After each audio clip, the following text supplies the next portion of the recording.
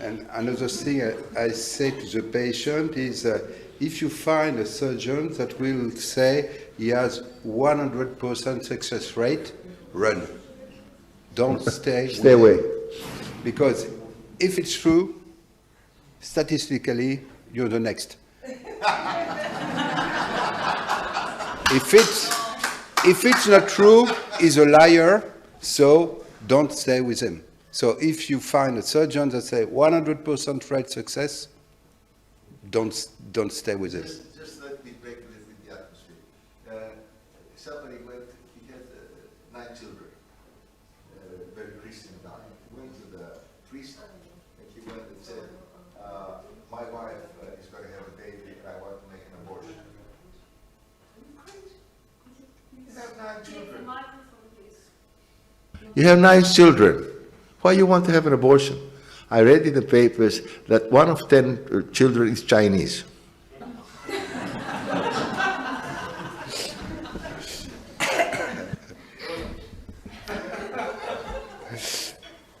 Okay, we go to the next topic. I have seen already in the room there all the wonderful viewing systems, 3D systems that are going to be installed for tomorrow. And before that, I wanted to speak a little bit about that because, okay, you see 3D, we are talking about a little bit about it. It's wonderful, but there is something more important, dilation of the pupil. I know it's something stupid, but you may really have a lot of problem if there is no good pupil dilation at the beginning of surgery. The best thing, I don't know where it's available, but it's what we call in French VITRECTOMY. It's a conjunctival implant with a phenylephrine and tropicamide, and really it's before and after this implant. Before you were struggling with the nurses to make the prescription to have your dilatation and so on and so on. You can still use adrenaline 1% in the anterior chamber or intracorneal like a reservoir. And you can also use viscoelastic in the anterior chamber, but don't try to peel the ELM when the anterior chamber is full of viscoelastic. And you can still use iris retractor. You need them in the operating room. But really, dilation is something very important because when you have to put eye drops, a lot of eye drops, your corneal epithelium will, I'll show you that, will disappear and will become totally hazy. So it's very important. So I don't know if it's possible when you can find this kind of implant with phenylephrine and tropicamide, really, it change your surgical condition. Okay, you still need... There is also the intracameral thing. That is, if you use it, yeah. It's not overlapping the drops. I mean, you don't have to use any drops. No. And whatever. Oh, sorry. You don't have to use any drops, and you can inject it intracameral, but it costs. So if we took little things, cost, then we come to Leonidas, who is excellent in cost effectiveness. And I have the impression that it doesn't last as long as the conjunctival implant. You know, it's not that it's perfect for cataract, it's perfect for epiretinal membrane surgery, but for a retinal detachment, you have to re-inject some adrenaline in the anterior chamber. By the way, your anesthesiologist will say, no, never any adrenaline into the anterior chamber. And I've made a double-blind study with my anesthesiologist. We'll see if there is some change in the blood pressure with the adrenaline. So I injected BSS. And the anesthesiologist said, oh, blood pressure, it's too high, and so on and so on. So it doesn't give you any problem, except for the patient who has already a very high blood pressure, but you can use it without too much risk. You'll see that we are going to use mainly wide field system, contact or without contact, but always keep disposable PMMA flat contact lens in the OR. It's really important because with that you can always still going on in your surgery. It's very important. I've seen in a very high-tech operating rooms that there was only the microscope, the recite and things like that, and sometimes going back to the flat contact lens is really helpful. So Just to surprise you, yeah, I got an indirect in my theater. I can finish a vitrectomy or can shape it up watching with an indirect ophthalmoscope. Just you have to remember, when you go this way, you see it the other way. yeah. That's a simple thing. But it's not your eye, again, remember. So wide field control, now it's the way to go. It's either with a contact lens, mini quad, for instance, and there are some others. The drawback is decrease really the depth of field. Perfect for periphery, but really for macular surgery, it's not that easy. Most of them have to be held by the assistant, so you need an assistant. You may, but sometimes you may use the silicone ring of the flat PMMA. You know this ring are possible to remove that, and you can use them to hold your with a finger. Most of the time there is always a free finger to hold the wide field contact lens with that. And sometimes it's better. Okay, if you want to pay for a skillful assistant, don't hesitate. Without contact, the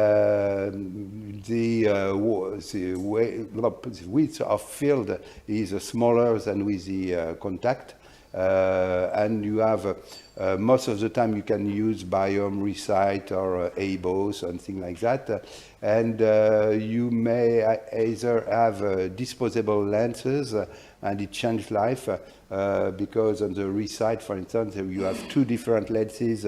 One, the yellow one for the periphery, the green one for the posterior pole, but re-sterilization of this lens is difficult, and the life expectancy of this lens is also very, very short. So, but with this system, you can really work from the periphery to the posterior pole with a single thing, and you don't need any assistant except to put some fluid BSS or viscoelastic on the cornea during surgery.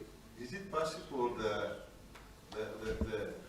contact lenses to bother you with the scleral depression? Do they evolve? If you have a good assistant, no, because he is doing also the, so it's not a real problem. Most of the time, you are doing monomanual surgery with a forceps and a light pipe. For simple macular surgery, it's, but don't hesitate to use a chandelier. Once again, matter of price, I know. But since when the situation is more complex, chandelier allows you to make a bimanual surgery and allows to make, for instance, a control indentation in periphery. You know, here it's surgery for artificial retina, and here the chandelier is there. So you can, with the other hand, control the depression to make the peripheral vitrectomy, and you can really control what you are doing between both hands, moving your left hand where there is the vitreous stripper, and controls the indentation without too much problem. It's really better than with an assistant, because each thing that can improve your autonomy during surgery, it's a good thing. Standing and dies. Don't try to make economy on them. Triamcinolone is still mandatory in myopic eyes for vitreous removal. Vitreous is never almost never gone during vitrectomy. You have always a posterior vitreous attachment, and if you leave some vitreous layers, you can't stain your internal limiting membrane with a brown blue, for instance, because the vitreous is not well stained by brown blue. So that's why triamcinolone is myopic eye. It's cheap and it's very, very efficient. So don't try to make otherwise. Use triamcinolone. And in the inverse, if you want to remove the internal limiting membrane, only with Brian Blue you may achieve a complete peeling, decrease retinal injuries, and perhaps it facilitates to the peeling. I've never used ICG, works pretty well, cheaper, but potential phototoxicity and no CE marking. So in my hospital, you can have anything that works without any CE marking in the operating room. So what we have done is to, some years ago, 10 years ago, I guess, we have made this study with some friends from Marseille. The idea was you peel without staining, without dye, and then you put the dye, and you see the result, and you see the result there is, okay, not really satisfactory.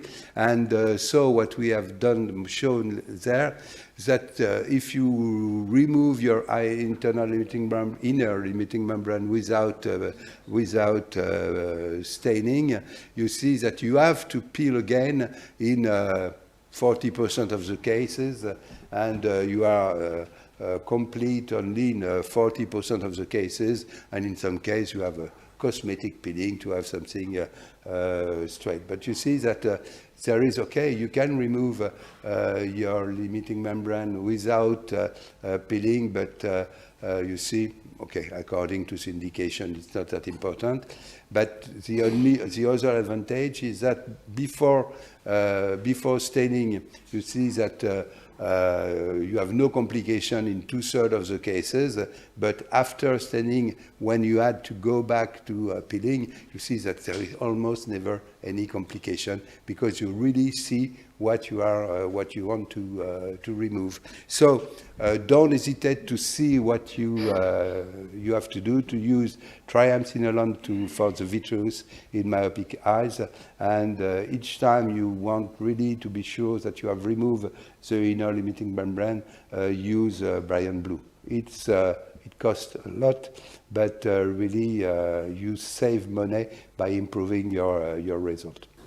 Triamcinolone, you even see the anatomy of the vitreous with a bursa premacularis here that you can remove, and you have always a lot of triamcinolone. You can dilute it, but you can also use it pure. And it's only when you have always these small particles of triamcinolone, but it's only then that you can see. Yeah, another trick is you'll see I put it there because we may also play with the color of your light. You can change your color on the Ingenuity, for instance, but also on some vitrectomy machines such as Bausch & Lomb and Doc. You can change the wavelength of the of the color, and it's a little bit different. You see, for instance, the vitreous, you see it better in green, and this what they call amber. Yeah, amber, you are less disturbed by the reflection during a fluid air exchange. So now the digital view, and so you have the choice between the direct view with the microscope or head up on a large screen in front of you. When you have begun to use the 3D view, it's difficult to go back. You have virtual 3D images coming from high definition cameras. So it's perfect when you are getting older for your back age, because it could be absolutely awful when you are doing a PVR2 or a diabetic patient. It lasts 2 hours or more, and you are on your microscope totally tense, and your back is terrible. And the problem is at the end, you are only one aim in life is to finish surgery before you have too much problem in the back. So and if you have too, that's why we have complication. Teaching, wonderful. There is another effect, you'll see that tomorrow. The picture is a little bit detached from the microscope. It's a kind of, I don't know how to say that, but perhaps a kind of schizophrenia. You are looking at your picture and you are looking to someone doing surgery. Oh, it's nice what he's doing. Oh yeah, oh, it's me. Okay, you are totally detached from what is going around, and that decreases stress, I think. You increase the depth of field so you can really peel whatever you want. You'll need less light, and you have also some add-on images. For instance, you can play with the colors, with the black and white, with the picture inlay. And the problem with this 3D system, you have either a very short learning curve or never be accustomed to it. I have some colleagues, they are unable to work. Perhaps they should go to see the orthoptist to see if they have some binocular problem, for instance. You know, it's not a sexist remark, I want to say, but I have an old colleague, 50, very young, but she has presbyopia. So she has a correction on one eye with contact lens, not on the other. So that's why in normal life she's fine. But I try to put her behind ingenuity. I say, oh no, I can't. She has no real binocular vision. So it cannot work. And so that's why I don't know how to explain that. There is probably some studies done about it. But it's either you adopt it right now, you make your first surgery and you're fine, or not accepted at all. Don't try to push your colleagues first, because some of the times you regret to have convinced the other because the system is not free when you need it. And so it's better not to have too many people doing it. But sometimes it's difficult to accept, and I really don't know why. So the problem with the digital view is 3D. You need a large room. You need polarized glasses. I have already non-polarized, so it's not a problem. The current microscopes are not at all adapted for that. Camera, you can increase probably the definition, but when they told you that you have 4K cameras, they don't remember that each eye has only 2K because there is separation of the images. There is still an imperceptible lag, but it's not really a problem. You have to be a little bit too slow. And the future will be probably this kind of thing, virtual reality helmet, and you see this microscope has no ocular, nothing. It's only a column going to see, to show you with this small thing. It's very simple, because most of the time you see that your microscope is there in this axis and you have to operate. So you are operating like that. It's probably much comfortable than going like that, but okay. I try. I know that I'm like a little bit like in an armchair and really relaxed, but it's not optimal. The whole organization of the operating room is not optimal. So what you can do, this is an Infinity when you can record both images. So if you have some glasses, you can try to reproduce what you see. And you can go in periphery, just these giant ears, removing of the entire flap of the giant ear is not a problem. It's really, for me, you work exactly the same way. And for macular surgery also, it is this patient that has become some problem with the epithelium. You see that it becomes very easy. And what is fun is to see that there is a difference between both eyes. On the left eye, the vision is much better than on the right one. And so I don't know exactly why it was like that. Perhaps it was because the epithelium was not homogeneous on the surface. I don't know, but it's still possible, even when you don't see very well, to see that. So something also interesting, we have the result. This one is Zeiss Artevo.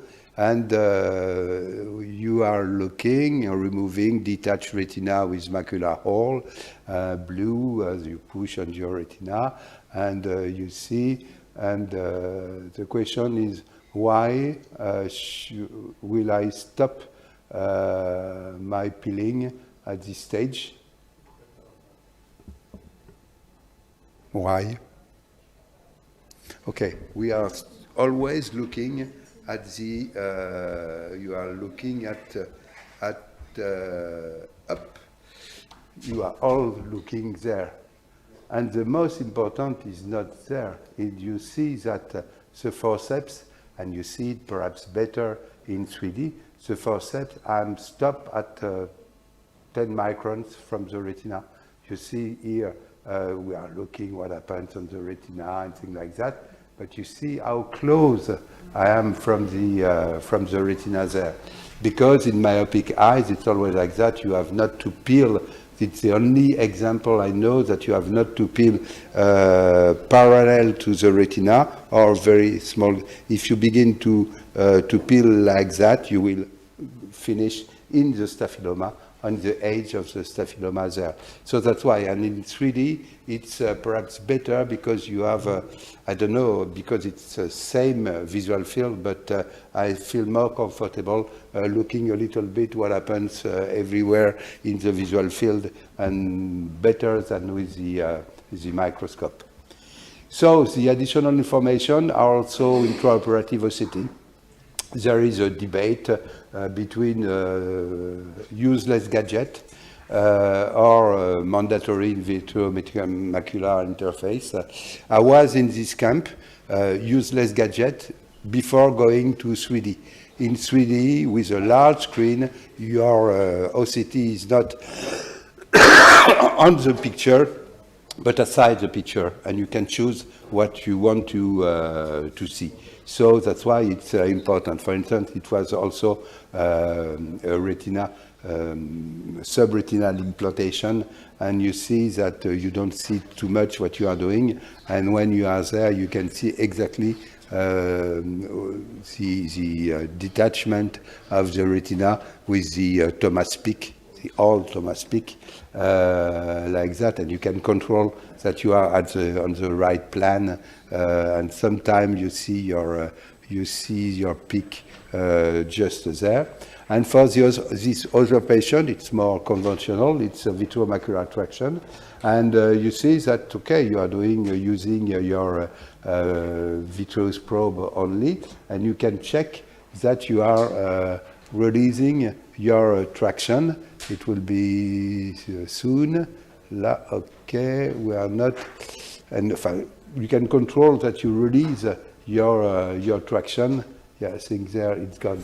And what's fun is that this patient has been operated without looking inside the microscope, so without looking directly at the retina, and with the addition of infrared OCT. So there is absolutely no real vision of the retina. It was totally digital images. You don't look at your retina when you are doing this kind of surgery, so you have to trust the techniques. But it's probably the future, because you have no reason to stay behind a microscope except holding your instrument. And perhaps robotic surgery, which aim also to control your instruments. Perhaps you could be in the room somewhere, not too far away from the OR, but controlling everything, looking at the image, because the wide screen could be in the OR, but could be also everywhere you want. It's not a problem, so it's a first step to go to remote surgery. So to summarize, good pupil dilation, don't overlook this, it's very important. And wide field view sometimes allow to overcome bad dilatation, but okay. But try the 3D system, and when you are familiar with it, you'll see all the advantages that there increases depth field, more comfortable for the patient because you use less light, no need for filter during photocoagulation too, add-on picture, give more information, and problem is the price, but it's really the way to go for the future. Thank you.